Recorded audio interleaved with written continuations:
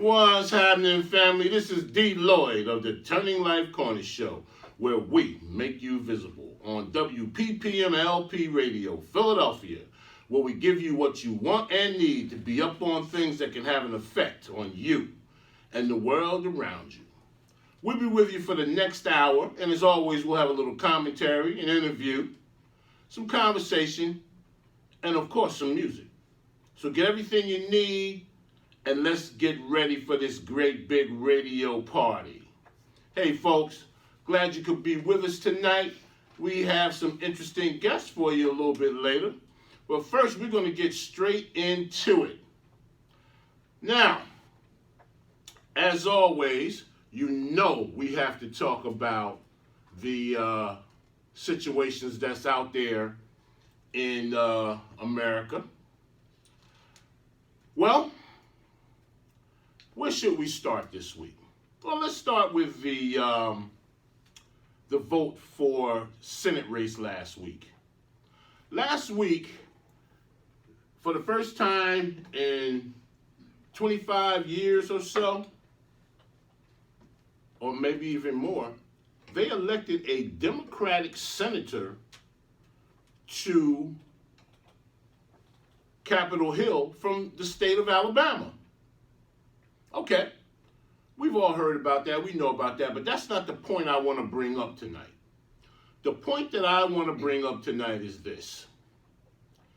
There is another attempt by the powers that be to put a wedge between black folks by making such a big point of saying that black women were the reason why Doug Jones won that Alabama senatorial race.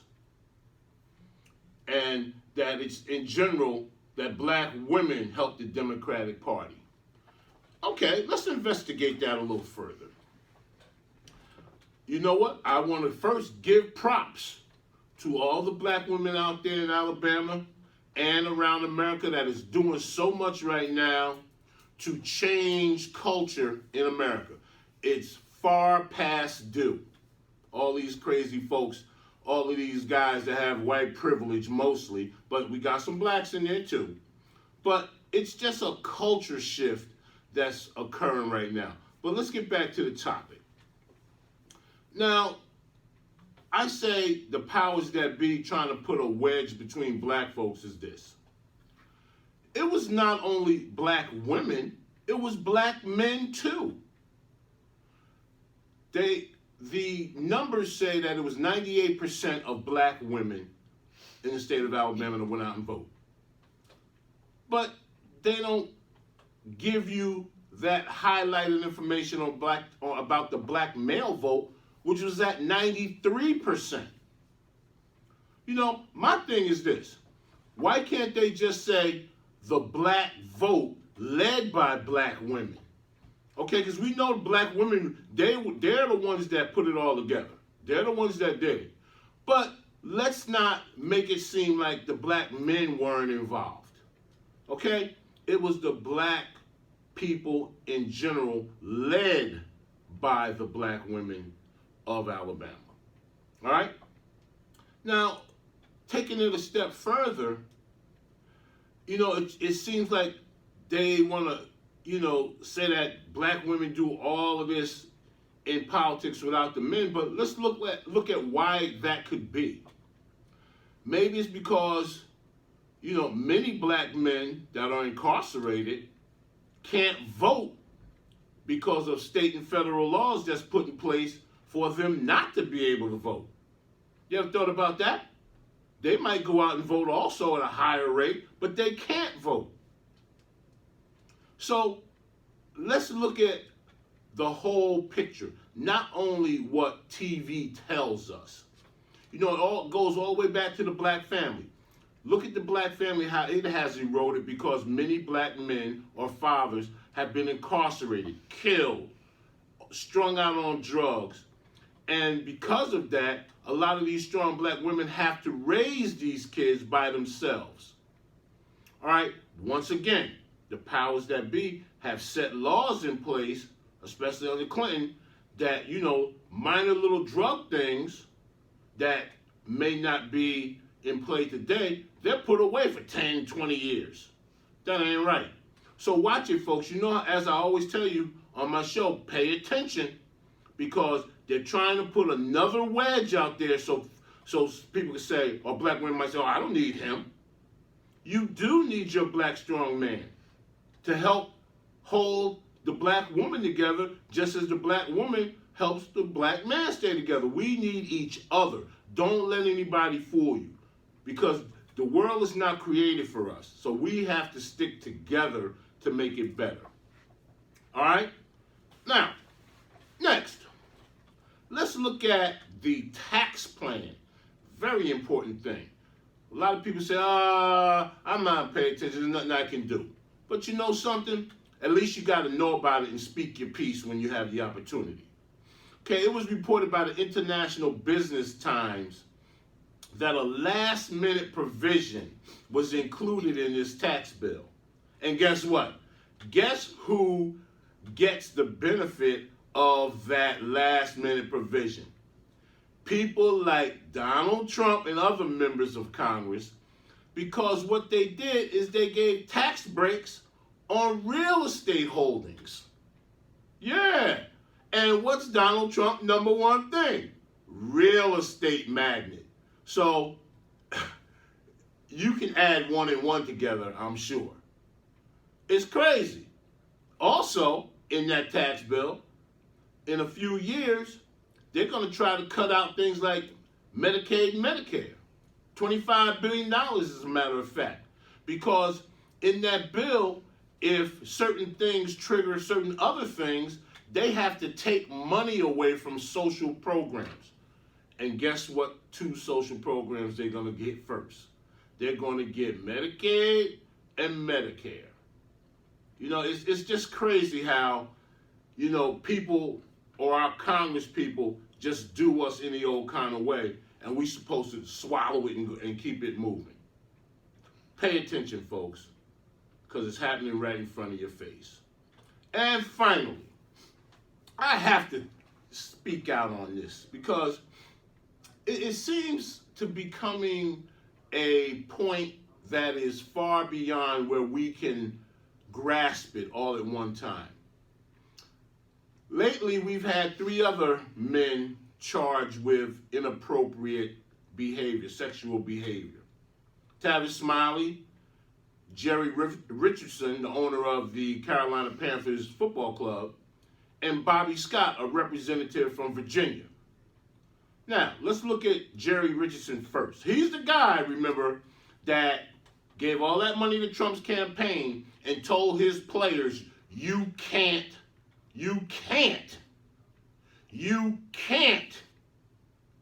protest the NFL.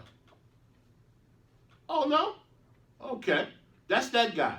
Now, all of a sudden, he's selling the team because he had inappropriate sexual misbehavior. And from what I understand, he was talking some, inappropriate words to black folks. I'll let you fill in that blank. Tavis Smiley. Now, his case is a little bit different because he's not denying having some sort of relations with women, but he's saying it was all consensual. And now they're saying, they're trying to throw a curveball in it, saying, when you're the boss, you have more power on people and how they can advance or get fired. Wait a minute. Now, he said on TV it wasn't like that. He said it was all consensual, and in his company, he doesn't have a policy of you can't fraternize with people that's below you at the job, but he's not saying you can or you can't. So, and third, Bobby Scott, a representative from Virginia in the House, has some woman out of the blue saying that she was inappropriately messed with when she was an intern. Now, the scuttlebutt on her is this. She's supposedly one of those women that is out here with like 5, 6, maybe 7 lawsuits after people. So it seems kind of fishy, and she's had attorneys come on her case, get off her cases. You know, it seems fishy, and he's denying it all. He says nothing happening. People in his office saying nothing happening. So my point is this. We have to let some of these things play themselves out. Let's investigate things, because if you really think about it, some people might have a little axe to grind, and this is their opportunity to grind that axe. So, you know, if somebody's giving misleading statements, they should be called out. If they are sexually inappropriate actions going on, then the person that's doing it, they should be called out. If you're wrong, you're wrong. But if you're not wrong, let's get these people that are creating this craziness. Because when does it stop? All right? And that's just a few words that I had on this situation. And we'll be right back. Okay, you're coming on. That was cool, huh? Good Now stuff. you see a little bit of what I do. I see that. That's cool. You're very good. Thank you. Direct and everything. I'm like sitting here, I'm like, whoa, he's a good speaker. It's my show. Right? You better be good. My show.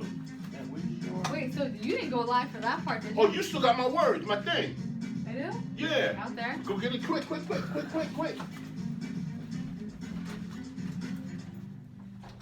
And we're back, folks. We have a type of guest that I've never had before. And I'm real pleased to have her. And she's going to give us a little bit of insight on the world of modeling. Okay, so without further ado, we're going to put her on. Her first name is Teresa, but she is known as Bella Demone. How you doing, Bella? Hi, how are you? I'm doing good. Looking good and feeling fine as always. So, we're going to talk about what your story is, all right? Okay. All right, so let's get right into it. Tell me, how did you get your start and where? So I got my start as modeling about like 7 to 8 years ago through a friend that was a designer, and you know, model dropped out, asked me if I would like to participate, and I was like, yeah, sure, because you know I was all about fashion, I loved it. So back then, 7 years ago, you know, I was a beginner. I just brand new, inexperienced, but I loved fashion. So I partaked in an underground runway show, and ever since that show, you know, I also got scouted by a photographer and put me in a photography group, and ever since then, everything's been booming. Okay, so for some of our listeners, they may not understand what an underground runway show is. Could you explain that briefly?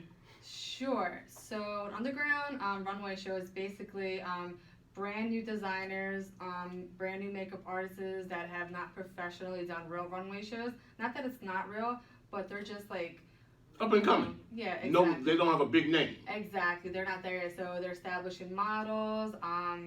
They're there just trying to get their name out, their clothing. People could see them. You know, take pictures with them. Network, say, hey, listen, I'm brand new, but I'm trying to, you know, get my name out there so bigger people see them.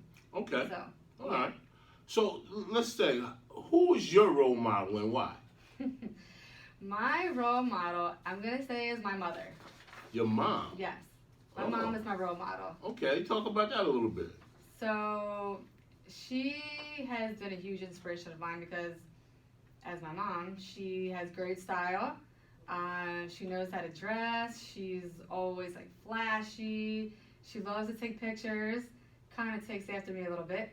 But everywhere she goes, she just likes to dress to impress for herself. Not like for other people, but she likes to feel nice. She likes to look nice.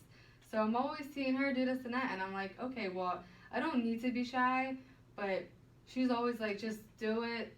Don't worry about other people, like, you know, say about you, or because you can't. Feel good about you. Yeah. Okay. All right. Well, tell me. First of all, I know this is a question that older women don't like, but younger women usually don't care. How old are you? Okay, so this might come as a surprise. Everyone's always asking me, did they think I'm like between 23 to like 28? I'm really 32 years old. Wow. I just turned 32 just past October. Wow, So. folks, I wish you could see her the way I see her right now, because she's right. I would have said like 23, 24, 32. I would have never guessed it in a million years. Make a girl sweat over here. Like, wait. Hey, you're doing something right. It's in the genes, I guess. Hey, it's my mom. She's not gonna put her age out there, but she looks young, and everyone like doesn't ever believe she's my mom. They're like, "Oh, that's your sister." I'm like, "No, that's my mom." Like, it's crazy. She's like me, but crazy hair colors. Yeah, she's like the younger version of me. Okay, all right. Well, tell me, how many events have you done in your modeling career? Okay, so I've done numerous events. I can't really say like how many because there's too many to count. All in Philly? Yeah, well, in Philly, I've done at least more than 10 events in Philly. I've actually done last year. I did New York Fashion Week, so I did New York Runways on Fire. I did 2 of those, and I'm doing another one again this coming up February. Okay. So, all right. yeah. Well, you've been around. You've been working. Yeah, you know, I'm around Philly, New York, New Jersey. I kind of bounce around different places. Okay. Now tell me about a project or an accomplishment that you consider to be the most significant so far in your career. Well, one of my big accomplishments was last year finding out I was able to do New York Fashion Week, because normally you have to have females that are at least a certain height, but to me, I feel like height is irrelevant. So I feel like if you're confident, you know how to walk, and you can present yourself well, then you could basically kind of go anywhere. And that was huge for me because I was super excited, because I always said to myself, I'm never going to be in New York Fashion Week. Everyone's always going to deny me. Oh, I'm sorry, you're too short. Which is funny because I got denied in Philly before for one show only, and I was actually surprised. But then I took it like, you know what, it's okay. There's more out there. I'm not going to worry about it. So I was like, forget it. But New York Fashion Week was a huge step, and I was like, I cried. I was super excited for it. Okay. So it was definitely good. All right. Well, could you discuss what you've achieved and when you felt comfortable modeling? Because I know when you do anything new, you get nervous. So how long did it take you to actually get comfortable? I got this. Okay, so I'm going to be honest here. Since I've been in the game for about like 7, 8 years, it took me at least, I'm going to say roughly up to 2.5, 3 years to really get comfortable with myself and my own skin, because I don't know, me personally as a model, I felt like I was okay taking pictures, like being in front of the camera, but sometimes you need that confidence has to build up. You can't just go out there and take a picture and think like, oh, hey, I'm a model. Like, it doesn't work like that. You have to have like confidence in order, just be professional, be content with yourself. And then once you keep doing like photography work, like you're like, oh, hey, my pictures turned out great. And then like your personality, first of all, that's another big thing, because not everyone wants a model doesn't have good personality. No, now I'm not throwing shade to anybody out there. I'm just saying I feel like you have to, as a model, just bring certain things to the table. And well, expand on that a little bit, because you know, from what I've seen in some of these fashion shows, models, when they walk down the runway, they look so mean and like, don't touch me, don't, you know, they got that look on them. You know, like, what's that all about? what, you're talking to one of them? It's just like, because most fashion shows, they require just a straight look. So me personally, when you're on runway, you are literally in, I call it tunnel vision, because you're looking straight. You're not looking left and right, because if you do, you're gonna mess up your whole entire walk. So now, you know, that brought a thought to me. So when you're modeling, is it about you, about the clothes, or about both? Well, I mean, you're technically a hanger, as designers and directors call it, because you are representing their line, their clothing, and the makeup artist's makeup as well that goes with the clothing, but of course yourself too. So it's kind of like a combination of everything. So, because some women can wear clothes better than others, and they can express it better So I guess that part right there is about both, but to be honest, it's mostly about the clothes, the designs. Yeah, it's really about the clothing. I mean, yes, they want a female who has a certain look. It's not always about being beautiful. It's just sometimes designers are picky. And Like what kind of look are they looking for? I mean, it's odd to say, like, it could just be like a person that has maybe an exotic look or someone that has a unique look. I don't know. It's very hard to describe because, like, sometimes it could be like 10 girls with blonde hair, and sometimes they want the girl with the dark hair. So different features kind of like, So it depends on the designer. Yeah, really the designer kind of picks who they want. Sometimes they want, like, I mean, a lot of them have a diverse look. So they choose different girls out of all different kinds that, you know, that are from all over the place. Okay. Whether you're Russian, you're Italian, you're Spanish, you're Asian, Hispanic, whatever. Like, you know, all different types. Okay. Yeah. Now this question, when I was doing my research for the show, I said, what's a question that might be out there in left field that she might, enjoy or the listeners might enjoy? But here it is. What's your superpower as a model? What do you do really well? Okay, so my superpower as a model. Oh, God. I'm going to think real quick now. So I feel like there's a few things, my superpower, I have to say. It's going to be my confidence that I bring to the table. My exotic look, as everyone says, because I'm Italian. So everyone assumes that I'm like 8 different things in one. And yeah, when I met you, I thought you were something too. Everyone says that. I get everything in the book. They're like, what are you? I'm like, I'm not going to tell you. Just keep on guessing. But your last name gives you away. But if you're just looking at you, you really can't tell. You could be Middle Eastern looking. You get could that be a lot. Italian looking. You could actually be Greek looking. So you have a look of various seasons. That's true. But I mean, just to get back to what you were saying, basically superpowers is my uniqueness, confidence, and maybe those 2 things.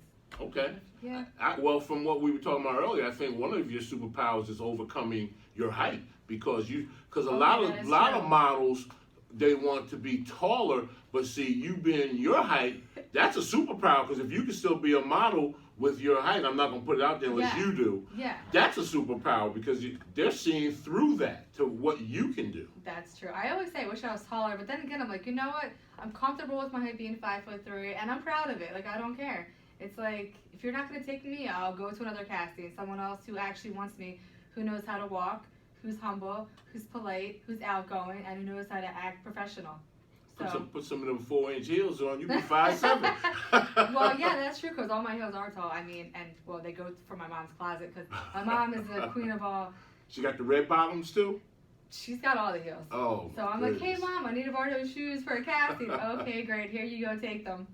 Okay. Yeah. Now tell me, are you satisfied with your life and what you've been doing with it up to this point? Okay, so let's be truthful with this now. I'm gonna say no, only because I still have much more to accomplish in my life. Like, I want to take a bigger step. I want to try to actually pursue acting, into the TV scene, or movies, TV shows. So can't say I'm satisfied because then to me, if I'm saying I'm satisfied, it means that I'm just stopping right there. That's just how I look at it. So for me, no. I still want to go higher and higher and higher to become more successful and to see that I could achieve more than just what I'm doing now. Well, did you think you'd be at this point I had right no now? idea. So I had no idea. So part of it is a good point. I mean, I'm thankful to how far I've come because I had no idea I would be here at all. And now I'm doing runway shows in Atlantic City, which will be after New York Fashion Week in February. And then I just have so many projects that I love to tackle, and that's just one of my things that I like to do. Okay. Yeah. All right, now tell me, what are some of the things you don't like to do in a show? Okay, this is a tough one. It's funny because there's many things that I do like to do in a show, whether I'm told to, hey, Teresa, can you please assist me in something? Like, it kind of like, I don't mind to, but I'd rather be the person doing runway than assisting someone. So maybe that's something that I don't like to do. Not a major thing, but it's a small thing. Okay. Hey, the small things is what counts. Yeah, I mean, I like to do all, but I'd rather be the person to wear the clothing and to actually walk the runway. Tell us about a time when things didn't go the way you wanted them to go. What did you do? Okay, so perfect example. How about I just recently did a Atlantic City Miss Fashion Week pageant. Maybe I could put that as one. So all the models, walk one at a time. 2 models had dropped out and they had the names in order. Mm-hmm. But since there was lack of communication, as I went out there, they called me at the wrong person's name. Mm. So, that was kind of like, oh, great. Steve Harvey moment.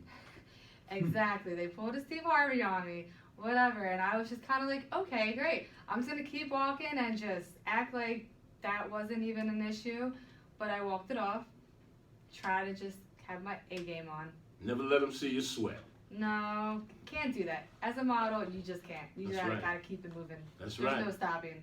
Even if you trip, doesn't matter. Get right back up and just keep going. That's right, because you got to do it. Now, Yeah. I got two more questions for you. Mm-hmm. One is, if we were sitting here a year from now, celebrating what a great year has been for you in modeling, what achievements would you have made in this year coming up? That is a real hard one. I mean, first off, I am... Is there anything on the horizon that you said, I want to be in that, I want to be in this? Would you, what are those things that you would like to have done by this time next year? This time next year, I want to have, I'm working on projects, so hopefully this time next year things kind of just move along and I'll have certain projects just going right for me. Maybe even just be in the movie, television, atmosphere, just to step up my game as a model, because I love modeling, but I do want to take it a further step where I can actually, So can you act? Can you act? Well, modeling is kind of like acting, because when you're modeling and when you're doing photography work, you're in that moment, so you have to portray certain characters. Okay. So in a way, it's kind of similar if you put it that way. Okay. Well, Yeah. we're going to be looking for you a year from now. We're going to ask that same question. And there's going to be much more next year. I just know it. Okay. There's going to be a lot more happening. Now, finally, if people are interested in looking at your work, seeing you, Right. what you've done, where can they go and check that out? Well, everyone can follow me on my Instagram page. What which is Bella Demone. It is... Spell it, please. It's BELLA_DEMONE. They could follow me there because I'm everywhere. And of course, I'm on Facebook as well.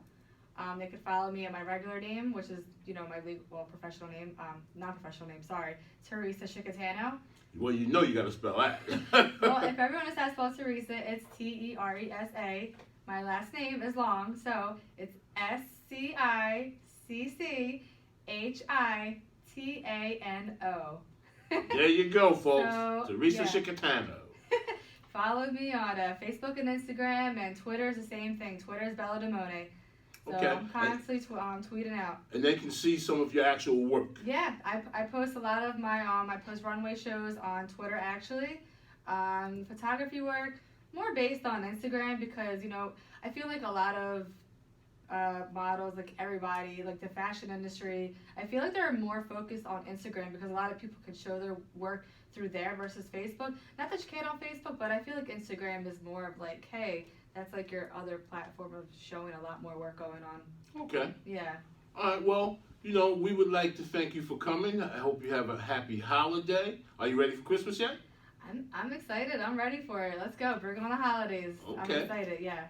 Well, we're very happy that you could grace your presence on the Turning Life Corners show.